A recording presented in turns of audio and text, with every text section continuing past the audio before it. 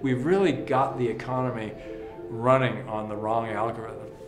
And that's why we have Brexit, why we have Donald Trump, why we have these movements all around the world that are telling us loud and clear that the world is heading in a direction that people are very uncomfortable with.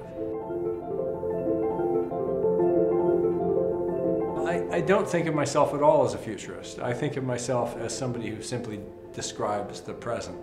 I think of William Gibson, who said, "The future is here, it's just not evenly distributed yet." And so often a lot of what I've done is I've said, hey, there's this really interesting thing over here, come look at this. I think it's really meaningful. And the seeds of the future are all around us. So another one of the things the company, I was less involved in this one, my colleague Dale Doherty was really behind this, the maker movement. You could see everybody was starting to hack on hardware again, after decades of it all being about software. That wasn't predicting the future, it was just saying, hey, there's this thing emerging. So a lot of what we do at O'Reilly, when we're trying to figure out how to teach people about what's important, is we have to look around. Look around and say, what's bubbling up in technology? Well, one of them is that we have been misapplying technology. When you see the discussion about AI and robotics, for example, you see that too many companies are using this simply to eliminate jobs. And you go, why is that? Every algorithm has a fitness function that it's trying to optimize for. So if you understand Google search, for example, by analogy, they're trying to give you the search results that are relevant to what you're looking for. And they have this vast array of algorithms that get you the right results. Now, periodically, they get you the wrong results, and then they have to tune their algorithms. And they also have people who've tried to subvert those results. There's been various kinds of web spam, and Google had to tune the algorithms to avoid that. And we've seen this in large scale with Facebook recently, with fake news. Facebook has this algorithm around engagement and what kind of content will people spend more time with, what are they enjoying and choosing to participate in. And it turned out that that could be gamed, and that it was leading in some wrong directions. And now Facebook is furiously retooling their algorithms to do the right thing. So taking those lessons over to the economy, and that's part of what I do in my book, I go, well, what's driving these things that are going wrong in our economy? And it seems to me that we have a master algorithm in our financial markets, and that master algorithm is corporate profits and efficiency. We are telling the economy what to optimize for. Get rid of people, get rid of costs.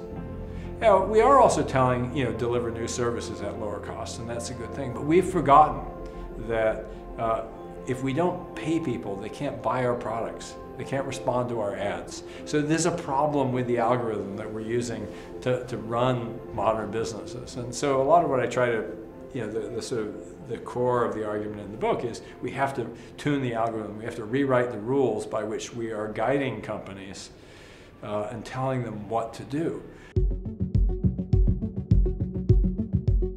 First off, we are a long, long, long way from truly intelligent machines. This idea, if you look at science fiction, you think about, Skynet from the Terminator, or HAL from 2001, or any of the other sort of AIs. All the people who are actually practitioners in the field understand that we're nowhere near anything like that. So even when there are people from the tech industry who are worried about it, they are not actually AI practitioners. So I think it's the fears of artificial superintelligence are totally overblown.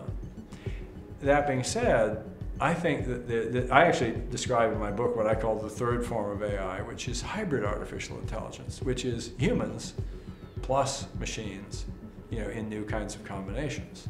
This has been the design pattern that I've been exploring really since when I first sort of articulated my ideas about Web 2.0. Google is a human-machine hybrid. You know, it basically harnesses all of the people making links, all of the people who are clicking on links. You know, the big data world is we are being mined. Our intelligence is being mined and fed into algorithms.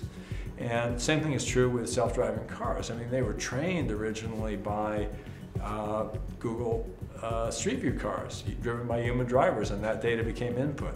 You know, AlphaGo learned by, you know, replaying human games, you know, which is then kind of built on top of. Every AI is trained by, at least so far, is trained by humans producing data sets. A lot of the Mechanical Turk jobs are actually researchers who are having people build data sets for AI training set. The real question is that hybrid AI what we should be afraid of? And when I look at, you know, in my book about financial markets, I try to make the case that that's one of these hybrid AIs. And just like the hybrid AI that is Facebook that kind of, you know, went a little bit amok with fake news, and we're trying to bring it back under control. We have a lot of hybrid AI problems, you know, and they're the things that we should be really focused on. Well, I'm very, very interested in this whole area of neurotech, which I mentioned in my talk here today. Elon Musk has a new company called Neuralink, but there are others. It's something that periodically I see something new bubbling up, and I'm going, wow, brain-machine interfaces are really bubbling up in the way that open source bubbled up 20 years ago, or the maker movement bubbled up 10, 12 years ago. It's the new hot thing. And you kind of go, whoa, whoa, that's really, you know, it's like these wackos who kind of want to interface directly with computers. But there's amazing things that you can do. There are people who are looking at, you know, can we control prosthetics, you know, more directly with the mind, you know. And that's really given me the first place. Brian Johnson, who's got another company in this space called Kernel, is trying to build a sort of a memory implant for Alzheimer's. You know, it's like, can you use basically a chip to reinforce memories as opposed to using the body's normal neural pathways? You know, so this crazy ass stuff that is, you know, the stuff of science fiction that I think is going to be great. There's amazing stuff in healthcare in general. You know, Jeff Huber's Grail, where they're trying to develop an early detection blood test for cancer. You know, the whole area of precision medicine is astonishing. People are working on interesting new problems. How do we produce meat without animals? You know, it's like, it's been in science fiction for, you know, decades, but now there are actual startups that are doing it, you know? And so real innovation. There's even crazy things that I'm not sure what to think about, like you know, like the legalization of marijuana in California is crazy. You know, there's more, like where O'Reilly Media is based. You know, now weed is a bigger industry than wine. That's crazy. You know, we just, you know, the rules are changing in ways that people don't fully grasp sometimes. You know, including me. You know, and we wake up one day and go, wow, we're living in a different world. It's fun, you know, it's fun. You know, that's the thing that I think is even when the future surprises us in bad ways, you know, it also calls to us to rise to the challenge. And so even when things are not good, you know, if you approach it the right way, you know, it can inspire you.